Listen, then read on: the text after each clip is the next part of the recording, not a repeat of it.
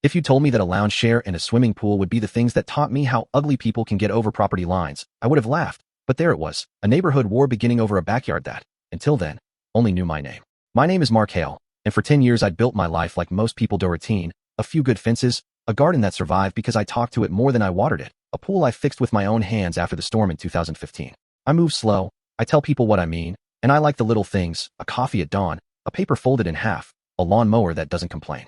The house is on the corner of a cul-de-sac in a place I started calling Cedar Ridge because the real name felt too fancy for what we had: rows of duplexes and single-family houses, a lot of older folks who had lived there long enough the trees looked like family portraits.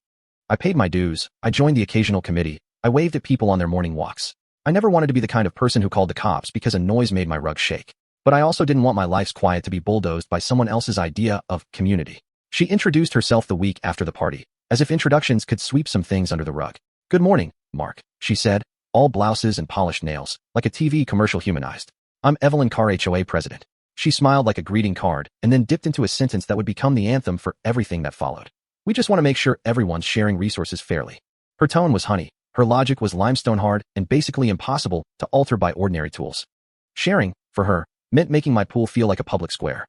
Evelyn had a staff of volunteers who believed in the project and a charm that could upsell guilt.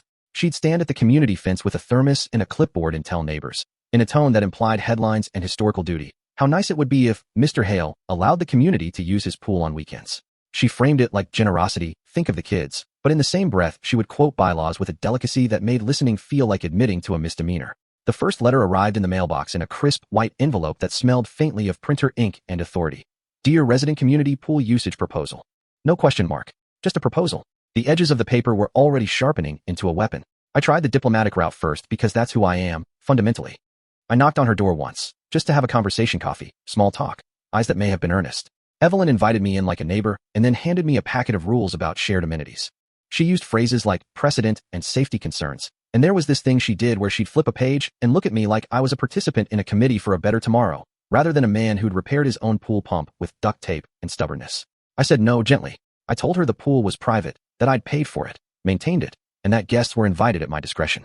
She signed her name at the bottom of the packet: Evelyn Carr, President, and in that motion, I felt something shift from conversation to confrontation. When the letters didn't work, the tactics got smaller and sharper. It started with community events being scheduled during my private gatherings. Neighbors who used to nod at me on the street now called to ask if I'd mind moving my afternoon barbecue because the block was having a block benefit. Someone left flyers on my porch: open swim day at Cedar Ridge, with a small arrow pointing vaguely in the direction of my house. Kids who had been told not to trespass suddenly had a map that ended at my back gate. The tone changed from polite suggestions to a sort of community pressure machine, one that feeds on the quiet and expects it to yield when enough hands knock. So I documented. I'm not a conspiracy guy. I'm a person who keeps receipts. I started writing down dates, times, names, little things that would have looked like obsessiveness if they were presented without a point. I installed cameras, nothing dramatic, just motion sensors and timestamps because later I would need the numbers to tell the story of what happened when words weren't enough. I kept every letter, every email, every sticky note. And slowly, it stopped being about the pool. It became about a principle. I kept thinking about homeowners who let small erosions slide until the whole shoreline was gone.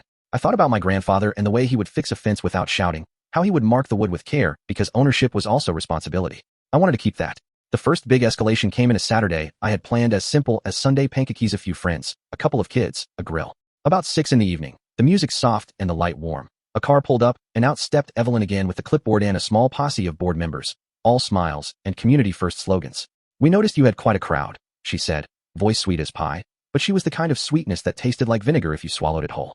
She announced, to everyone around, that my pool served community interests and that it would be better for neighbors if access were evenly distributed. I remember one of the guests, Tom, an old friend, looking at me with the expression people get when there's a conversation they aren't invited to, but still have to listen to like it's their business. I told everyone we discussed it, that no, my pool wasn't open for public use, that I had rules. Evelyn leaned in, like she did, and said, "This is bigger than one person, Mark. You have to understand that." After that night, there were polite threats, compliance notices slipped under doors, anonymous calls in the middle of the night, a suggestion that the HOA would seek remedy if private amenities were not operated in the interest of the community. The letters grew legal sounding. The sky was the same color, the water kept its blue, but the edges felt cold. Neighbors who used to borrow a cup of sugar started taking Evelyn's side, perhaps because the language of community is comfortable to align with.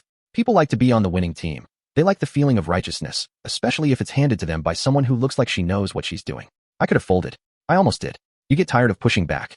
You get tired of calling the city clerk and filing complaints and answering questions that sound like they were written to confuse. But there's a point where resistance is less about stubbornness and more about identity. If you back down from something that represents your life, it changes the shape of who you are. So I chose the long, quiet fight. I kept recording. I kept the receipts. I started talking to my neighbors carefully and not in the way Evelyn had, not with pamphlets, but by listening. There were people who had stories about the HOA, about meetings where decisions were made over coffee and never put in writing, about how things had been decided because that's how we've always done it.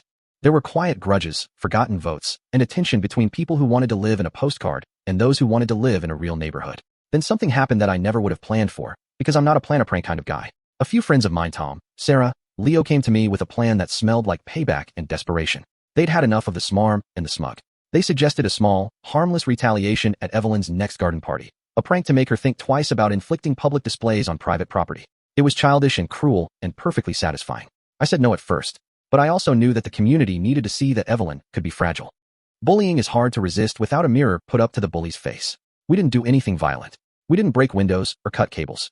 What we did was childish enough to sting somebody, scat a mild itching powder under a decorative throw at her party, enough to cause discomfort but not harm, enough to make people scatter and create a little chaos. It was ugly and it was petty and it made a point. Evelyn shrieked. People shuffled. Someone called the police because there was panic, and in that moment I felt a jolt like a fuse snapping. We had made the bully feel small, and for a second the board didn't know how to respond. But then the board did what bullies do. They doubled down. Police came to Evelyn's call and took statements, and I handed over footage that showed 10 steps of trespass and a neat timeline of the party before we'd arrived. The footage didn't show the powder, it showed people entering my yard and refusing to leave, but it showed the sequence of events plainly, like a ledger. The officers looked at the timestamps, then at the packet of letters I'd been keeping. They made a report. I didn't know then that the sound of those two things, the evidence and the official note, would start pulling at threads nobody expected. The neighborhood reaction after the incident was a patchwork. Some people felt vindicated that a bully had been shamed. Others thought we'd stooped to a level that made everything smaller. Evelyn cleaned her porch meticulously for days, like a soldier picking up flags after a battle. She smiled less. Her public pronouncements became more defensive, and her volunteers started to whisper like a hive disturbed. For me, it was always less about a final score than about drawing a line where the community couldn't walk over me anymore. There's a kind of dignity in holding your ground. Even when you're tempted to make mischief, you'd prefer your case to be decided on facts, not furor. As things escalated, Evelyn's tactics became more legalistic. She started filing formal complaints, noise violations, alleged unpermitted gatherings, claims that my pool was a public nuisance because it attracted unsafe conduct. The HOA board convened a meeting where they read out a litany of supposed infractions. They presented it like a documentary of my life, except they left out a lot of context. It's surprising how persuasive a narrative can be when it's edited to leave out the parts where you appear reasonable. The board's language was sharp. They used words meant to sound responsible rather than petty. For the safety of all, they said, we must regulate shared spaces. The implication always looped back to my door. I started pushing back in ways that aligned with who I wanted to be. Calm, documented, persistent. I hired an attorney not because I wanted to fight, but because I wanted to make sure my rights were clear and that I had a voice that could answer legal language with legal language. My attorney told me to keep everything, to deliver notice when notice was due, to be meticulous. She said, Mark, you need to be the person who is boringly lawful in this because law hates drama but loves documentation. So I did. I showed invoices for pool maintenance, receipts for repairs, a schedule of private events.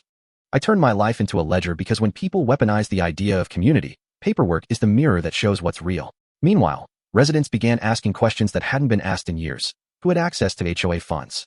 How were community decisions made? Why were private matters being treated as public emergencies?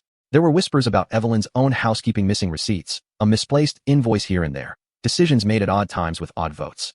One neighbor, an accountant, started looking into the HOA's books and found a few irregularities, small things at first, then a paper trail that didn't add up. He sat on it for a while because people in neighborhoods don't always want to be the whistleblower. They fear the weight of attention. But attention has a way of growing teeth. The more evidence I'd gathered, the less plausible Evelyn's moral high ground became. Her speeches about sacrifice and sharing started to sound like a cover for something else, control, maybe, or a hunger for status. The community, at that point, began to shift. It's funny how public opinion works. Once someone sees proof that their benevolent organizer might have been bending rules for personal benefit, their allegiance shifts faster than the weather. People who had parroted Evelyn's line now wanted answers about financial transparency. The board meetings became crowded. People who used to decline to speak up raised their hands with questions like they were returning lost items. The tipping point came when an anonymous packet got delivered to the county inspector, a folder with spreadsheets and photocopies and notes that connected a few dots. The county opened an investigation into the HOA's finances and the management of community resources. Suddenly, the problem was no longer just my private yard. It was a governance issue with potential legal consequences. Evelyn was called to account. She still wore her button blouses and her perfumed smiles, but the eyes of the neighborhood had learned to squint. The same people who had once called for my acquiescence now demanded a reckoning. There were moments during that stretch where I sat alone in my backyard at night, watching the pool reflect the moon, and I thought about what had driven me. Was it the principle alone? Was it a stubborn streak? Mostly it was pride. I suppose off the right kind, the kind that keeps you honest. I wasn't fighting for a swimming pool. I was fighting for the right to say no. I was fighting because I didn't want the community to become a club where certain members could change the rules whenever they liked. That fight became less about me and more about making sure the next person wasn't steamrolled into silence. Evelyn defended herself like someone who has practiced a speech that never had to meet reality. She called me vindictive in an attempt to paint herself a martyr. She rallied a few loyalists, people who preferred a simple story with a clear villain because complexity is exhausting. But the more the county dug, the more the story unraveled. Misallocated funds, meetings held without formal votes, promises made that never made it into minutes. There's something about paper trails that solves arguments if you let them speak. They are blunt and merciless, and a lot less flattering than memory. In the end, it wasn't the powder or the drama that unseated her, it was the paperwork. The denouement felt like something out of a small-town courtroom drama. There was a public hearing where Evelyn sat across from the community and faced questions she hadn't expected. People read statements. Neighbors who had been silent found their voice and said things that were plain and brave. Her friends, people who'd once admired her, looked at her differently not because they wanted to, but because the facts had shifted their perspective. The HOA voted to remove her as president, and the county's findings led to an audit that changed the leadership structure. Evelyn packed up her clipboards and left with a dignity that was mostly the sound of doors closing. When her grip loosened, the neighborhood had to decide what it would become. Power vacuums are dangerous because they attract people who like the idea of steering. But we had a different idea: transparency, modesty, and rules that were actually written down and agreed upon. A committee took over that included people who had once been critics, and they put the HOA's finances on a schedule and made meeting minutes public. It was not romantic, it was tedious, but it was the kind of tedious that builds trust. The pool stayed private. With a few hours I opened for community-sponsored events under written agreements, clear, fair, and signed. We learned to negotiate like grown-ups, or at least like adults trying to be grown-ups. I will say something honest here. Victory felt hollow in ways I didn't anticipate. The sense of triumph you get when a bully is toppled doesn't always match the quiet of your backyard. There was a peculiar loneliness in the aftermath, a sense that the neighborhood had been a stage where everyone had a part to play, and when the curtain fell, the actors had to decide whether to stay in character or step back into themselves. Some neighbors drifted away, embarrassed by their complicity. Others stayed and helped rebuild. I chose to mend fences literally and figuratively. I hosted a small gathering once things calmed, not as a show of power, but as a gesture toward normalcy. We grilled, we shared stories, and for a while, the laughter felt genuine. What changed me wasn't just the fight, but the way it sharpened the edges of who I wanted to be. I came out of it more careful about power, the ways it seduces, the ways it hides in polite language. I learned that being reasonable is not always the same as being right, and that sometimes you have to be boringly lawful to win against people who prefer theatrics. I learned that small acts, keeping a notebook, saving a receipt, saying no in a steady voice, can protect you. And I learned to listen to the quieter concerns of people who had been too afraid to speak. The neighborhood, imperfectly, did better. There's a scene I keep replaying in my head. The night I walked past Evelyn's house after it was cleared out, the windows bare, her mailbox empty, and someone had put a little fern where a doormat used to be. It felt oddly peaceful, all things considered, like the neighborhood had finally decided to stop being an audience and start being a community again. I didn't gloat. I didn't dance. I just watered my own plants and walked on. It felt right. I don't tell this story to glorify confrontation or to write manifestos about standing up. I tell it because boundaries matter, and because property is more than asphalt and lumber. It's the place where your life happens, where memories accumulate like sediment, and it deserves a kind of protection that's quiet and careful. I tell it because the difference between order and tyranny is often a single person who assumes they can rewrite the rules when it suits them. And I tell it because, sometimes, the smallest acts of preparation, saving a receipt, taking a photo, keeping a log, are the tools that keep communities honest. If there's a moral, maybe it's this: community only works if you hold it accountable with the same tenderness you use to water your plants. Rules are not enemies. They are scaffolding for fairness. And if you're ever wondering whether to speak up, do it with paperwork. Do it with patience, but do it. Because silence can be a gift, and it can also be a surrender. So here's my ask: tell me what you think. Was I right to stand my ground? Was Evelyn simply trying to build something better, or was she abusing a role that made her feel important? Where do you draw the line between sharing and ownership? Drop a comment with your take. Tell me if you'd have done the same, or if you think I should have handled things differently. Share the moments when your community surprised you and the times it let you down. Hit share if you think this is worth talking about. And if you've got a story about a neighborhood fight that turned into something bigger, tell it below. Let's see what happens when we put our receipts on the table and talk like neighbors who want to be better.